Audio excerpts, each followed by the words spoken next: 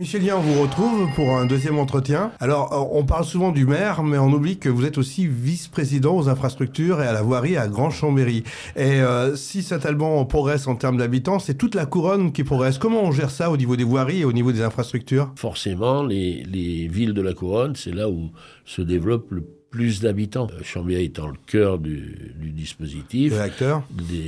On peut dire ça aussi. Grâce à Grand Chambéry, on peut s'occuper aussi de toutes les villes de la couronne, et c'est là où il se passe réellement des choses importantes sur les déplacements, la façon d'amener les gens sur leur lieu de travail, d'amener les gens vers la culture, d'amener les gens vers les hôpitaux. Sans politiser les choses, la voirie, la voie rapide urbaine de Chambéry est une vraie interrogation. Aujourd'hui, quasiment tous les jours, elle est bloquée, on le voit sur nos réseaux sociaux, on en parle souvent. Est-ce qu'il y a une solution à ça? Forcément qu'il y a une solution à tout. La voie rapide urbaine, c'est une voie structurante, qui est une voie qui concerne plus les déplacements de transit, on va dire, et qui est du ressort aujourd'hui de l'État. Bien sûr qu'on travaille avec eux sur le dimensionnement, sur ce que l'on peut faire, sur la façon de la réaménager. D'ailleurs, l'État vient d'investir un peu plus de 50 ou 60 millions d'euros sur le réaménagement de la partie nord du Chambéry, sur l'entrée sur les autoroutes, avec le dispositif de sortie de la verrue. C'est quelque chose d'important. Après, sur ce qui concerne l'intramuros de la couronne et de la ville-centre, bien entendu que les mobilités sont au cœur des débats aujourd'hui. Pour vous, c'est quoi les priorités? Les priorités, c'est l'état d'esprit qu'on met dans cette construction de ces mobilités. Je crois qu'on n'est plus au moment où on oppose la façon de se déplacer à l'intérieur de Grand Chambéry. On est plutôt, à mon sens, dans le partage de l'espace. Le partage de l'espace, c'est le respect de chaque mode de déplacement, qui soit doux, qui soit un peu plus solide, que ce soit avec des bus ou des vélos. Je pense que là, on a des choses à améliorer. Après, on ne va pas toujours faire du vélo pour aller d'un point A à un point B. Aujourd'hui, on se pose réellement des questions.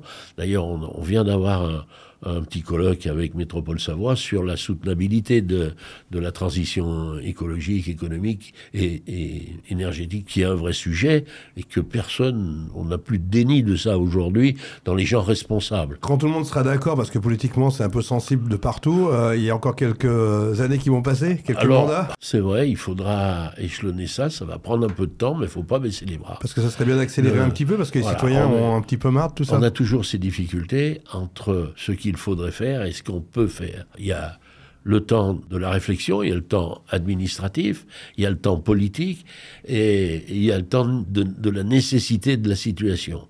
Et on n'a pas des échelles de temps les mêmes. Donc forcément, pour rassembler tout ça, ça prend un petit peu. Mais aujourd'hui, fondamentalement, on est à peu près tous d'accord sur les besoins.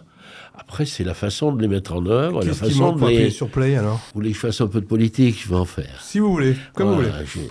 Je dis simplement que lorsqu'on est autour d'une table et qu'on trouve toujours des solutions. Et puis après, il y a l'aspect politique, quand on sort sur le perron de la mairie, par exemple, et qu'il faut parler à nos citoyens. On n'a plus le même discours. Et c'est un peu dommage. C'est ça qui manque.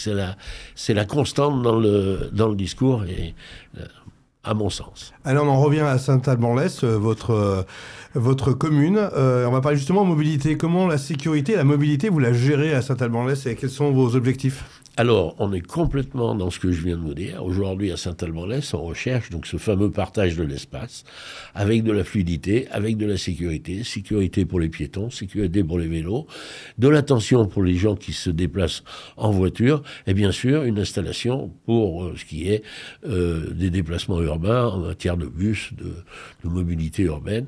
On est complètement là-dedans. L'accès aux écoles en vélo, aujourd'hui, on l'a fait de deux ordres. On l'a fait en amenant les cyclistes en sécurité dans le centre, à proximité des écoles, et en supprimant les voitures aux heures de rentrée et de sortie des classes. Il y a un peu plus de fluidité? Mais oui, ça met de la fluidité et de la sécurité surtout. Et on a les gens sont satisfaits aujourd'hui en les interrogeant, et c'est ce qui compte, c'est que sans cette proximité avec les habitants, avec les citoyens, on fait rien parce qu'on est embuté sans arrêt avec celui qui veut pas. Moi, je pense qu'il faut convaincre. Le bien vivre dans une commune, c'est la vie associative, c'est la culture. Là-dessus, vous avez aussi fait quelques initiatives intéressantes. Déjà, ne serait-ce que les budgets des associations, c'est toujours un sujet sensible. On a la chance à Saint-Alban-l'Est d'avoir une grande richesse en matière d'asso, qu'elle soit culturelle, sportive, associative. On a une 60aine d'associations, c'est pas mal à Saint-Alban-l'Est. On les supporte le mieux possible, c'est-à-dire que budgétairement, on leur apporte des subventions, bien sûr, mais après, individuellement, on a installé un chèque asso. C'est un coup de pouce, finalement. C'est un petit coup de pouce pour approcher la culture, faire approcher la culture aux enfants, aux jeunes, tout ça, ce passe culture. On a un chèque asso qui permet de payer les cotisations des adhérents. On a toutes ces actions qui sont mises en place et qui sont réellement là. Puis après, il y a ce qu'on construit. On a d'abord une grande culture de l'entretien des structures communales qui permettent aussi d'y faire du sport ou autre chose. On a des salles polyvalentes, on a des gymnases, tout ça qui existe. Et on s'est toujours attaché à bien les entretenir. Et puis après, on en construit des nouveaux, puisqu'on a une halle sportive que l'on va construire. Et puis on a mis en place la maison des Arts, qui est aujourd'hui la démonstration d'une vraie réussite, puisque sur la première année d'installation, on n'a pas moins de 10 expositions.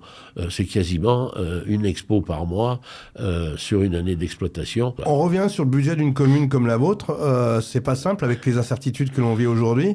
Comment vous arrivez à tenir le cap et à garder l'équilibre ? Pour tenir le cap, on installe des budgets qui soient cohérents, qui soient adaptés à la capacité de financement de la collectivité, de la commune. On a construit à peu près une quinzaine de budgets depuis que nous sommes là, avec l'appui de notre adjoint aux finances, Philippe Tochon. Ces budgets ont été installés toujours de la même façon, c'est-à-dire que au lieu de commencer par les dépenses, on commence par les recettes. C'est pas mal comme idée. On compte nos sous. Une fois qu'on a compté nos sous, on installe nos capacités d'investissement. On installe nos investissements. Et à partir de là, on essaye de ne pas sortir de ce périmètre. Philippe, il me dit tout le temps, voilà, ça c'est ce que je suis capable de consolider avec toi, il n'y a pas de souci. Si tu veux en sortir, tu prends tes responsabilités. On parle souvent de 15 ans comme ça, avec un ajustement de l'ordre de 1% à chaque clôture. On parle souvent dans les communes d'endettement par habitant. Vous êtes plutôt bien de l'autre côté ? On n'a pas le chiffre aujourd'hui en tête, mais c'est un endettement qui est très inférieur à la moyenne nationale. Pendant 15 ans, on a démontré qu'on savait faire. Et là, depuis 2 ans plus cette année, on a une lisibilité qui est difficile et on est obligé d'attendre l'extrême limite pour avoir les derniers chiffres qui puissent... qui nous permettent de construire.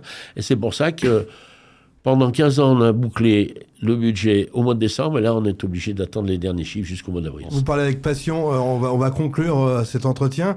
J'ai envie de vous demander 2 choses. Vous êtes maire, vous êtes fier de l'être. Quel est le point le plus positif que vous retenez de votre mandature et celui que vous aimeriez retravailler ou peut-être repenser ?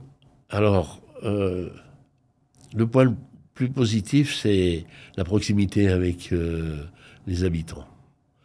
Et le rapporter le mieux qu'on puisse faire pour qu'ils puissent bien vivre à Saint-Alban. Ce qui m'a un peu déçu, c'est l'immobilisme de l'administration. Mon incapacité à arriver à faire bouger un peu plus rapidement les choses. C'est pas une déception, c'est une frustration quand même. Parce que elle est collective, cette frustration, dans beaucoup de mairies, j'ai l'impression. Oui, mais je vous donne un petit exemple. On met en place une loi d'accélération des ENR, et puis derrière, on ne met pas les outils administratifs pour y arriver. Ouais, c'est tout. C'est pas, je sais pas. Mais par contre, pour ce qui est de Saint-Alban-l'Est, on va continuer à y aller. Ah, le chemin français, hein. Même pour les ENR, on va y aller. Merci beaucoup, Michel, de votre venue. Allez, merci à vous.